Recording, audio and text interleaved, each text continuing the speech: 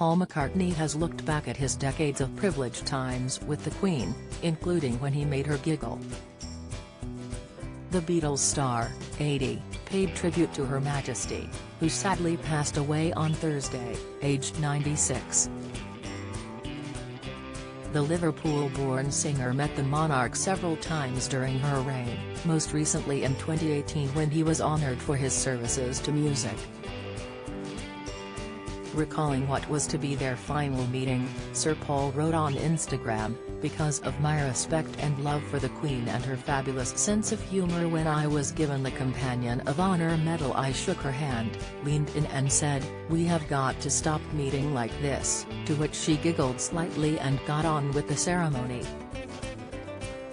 I did wonder if I was a bit too cheeky after saying this, after all this was the Queen, but I have a feeling she didn't mind." The star first met the Queen in 1965. Recalling his earliest memories, aged just 10, Paul wrote, "I entered an essay competition in Liverpool and won my division for my essay about the British monarchy, so I have been a fan for a long time." In 1953, when the Queen was crowned, everyone on our street in Speke, Liverpool, finally got a television set and we settled down to watch the coronation in glorious black and white.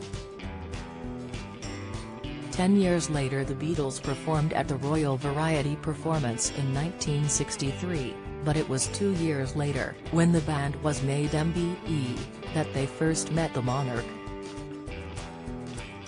"We were told how to approach Her Majesty and not to talk to her unless she talks to us. For 4 Liverpool lads, it was, wow, hey man," Paul explained. The next time we met was some years later at the Royal Albert Hall on 13 December 1982. Part of the evening included some orchestral reworkings of some Beatles songs, and I remember chatting with Her Majesty about them. She also reintroduced me to Prince Philip, who said he remembered our previous meeting in the 60s. Paul's next interaction with the Queen, which came just 1 year later, was a very proud day, the star said. "It was one of the best days ever," he shared. "I felt very honored to be offered a knighthood, and of course it would have been rude to turn it down. I remember it was in the springtime and the skies were blue. It was a wonderful day, and I remember thinking I'd come a long way from a little terrace house in Liverpool." In 2012, the father of 3 performed at Her Majesty's Diamond Jubilee, which he described as so special in many ways. "This was the first time I performed in front of her since her last Jubilee, and seeing all the people stretching down Palm Wall was great, as was meeting other members of the royal family afterwards," he said. "It was a great weekend to be British." Sir Paul signed off his fond memories, writing, "God bless you. You will be missed."